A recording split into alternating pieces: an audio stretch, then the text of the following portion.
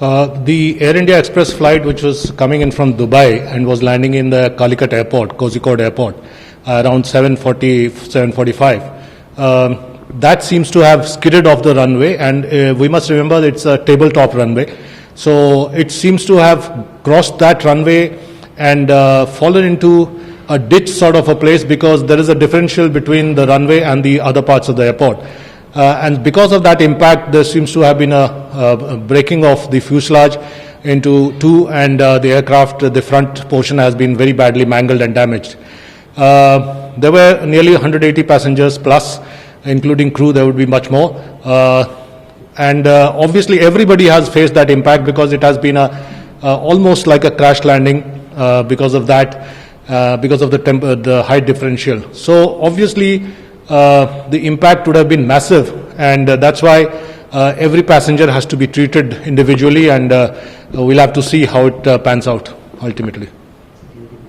Sir, जिस तरीके से केरल में ये घटना घटी है, प्लेन जो है एयर इंडिया का लैंड करते समय क्रैश हुआ, स्किप हुआ, फिर उसके बाद उसको इस तरीके से, और अभी क्या अपडेट है सर?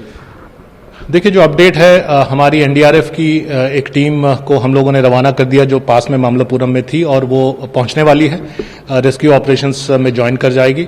और ये माननीय गृह मंत्री अमित शाह जी, माननीय गृह सचिव, उन लोगों ने बात की है, और उनके विचार विमर्श के आलोक में हम लोगों ने एनडीआरएफ की टीम वहां रवाना कर दी थी, और बहुत जल्द वो पहुंचने वाला है। जहां तक स्थिति ग्राउंड रिपोर्ट की बात है, तो ऐसा प्रतीत होता है कि जो इम्पैक्ट हुआ है, बिकॉज जो लैंडिंग हुई है, लैंडिंग का जो टेबल टॉप रनवे है, रनवे के बाद जो एक तरह से गड्ढानुमा इलाका है, वो रनवे से हाइट में काफी डिफरेंट है।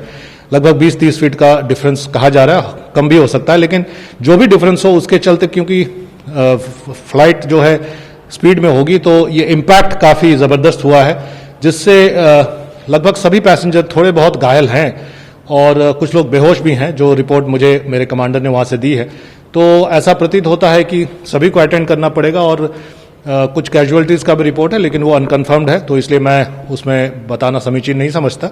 लेकिन ये एक और भी बड़ा हादसा हो सकता था।